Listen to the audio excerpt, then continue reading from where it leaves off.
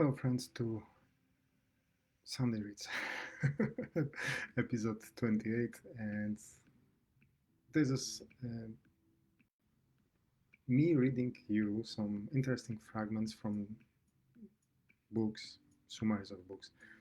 And today, summaries or fragments are coming from the summary of the 7 Habits of Highly Effective People. So, let's go. We should exercise our capacity for proactivity rather than reaction. Being proactive distinguishes us from other animals who respond to external stimuli. Different animals react based on their genetic programming. They cannot analyze incentives. Humans can respond rather than react to things that happen to them. Unfortunately, not all of us use this human advantage, which is what we need to learn to fix. Being proactive is taking responsibility for your actions instead of blaming circumstances. Reactive people have their behavior and emotions dictated by external circumstances and feelings. When you hail a taxi and someone else jumps in, you blame them. Reactive people also fail to take responsibility when things don't go as planned. Proactive people believe their mood or behavior is function of their internal engineering. Rather than blame others for failure, they seek the way forward. They view life in terms of two concentric circles: circle of concern and circle of influence. The first circle relates to things we worry about: the bills we need to pay, the loans we need to refund, the weather conditions, changing economics, status, etc. The second one, the circle of influence, contains things we can change. Working in this area makes it expand when you recognize the things you can change. Yet the circle shrinks when you focus on something you have little or no control over. Proactivity makes you a highly competent person in the most extenuating circumstances. Austrian neurologist Viktor Frankl was repeatedly imprisoned in German concentration camps during World War II. Despite the torture and deplorable conditions, he chose to respond rather than react to his circumstances. His whole focus was on his mind since that was the only thing Frank could control. We thought he thought of a happier life and how he would narrate his experiences in the concentration camps to others.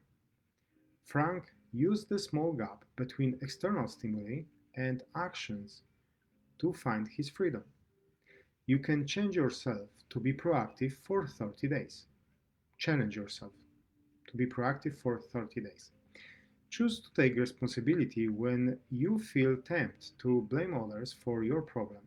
Remember that the real issue is not the problem itself, but how you react to it. Learn to create precise mental picture and flawless mission statements.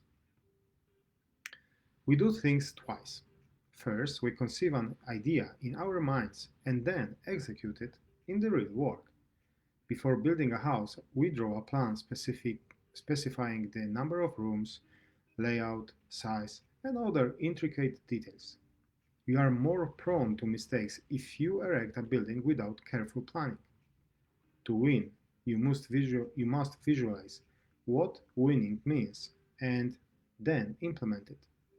Proper planning is the key to the impeccable execution of any worthwhile goal. Create time for visualization. Write down your end goals and itemize the steps that you would take to reach them. Before you begin, look at the end.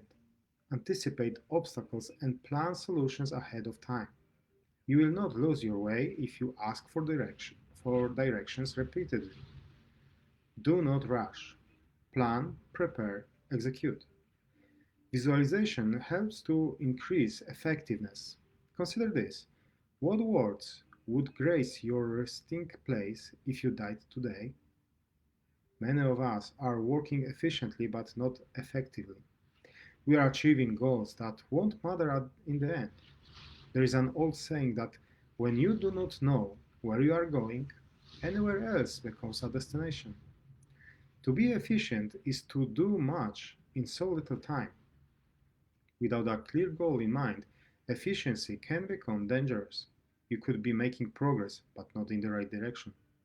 Being effective means pursuing things that matter and understanding that everything else is a waste of time and effort.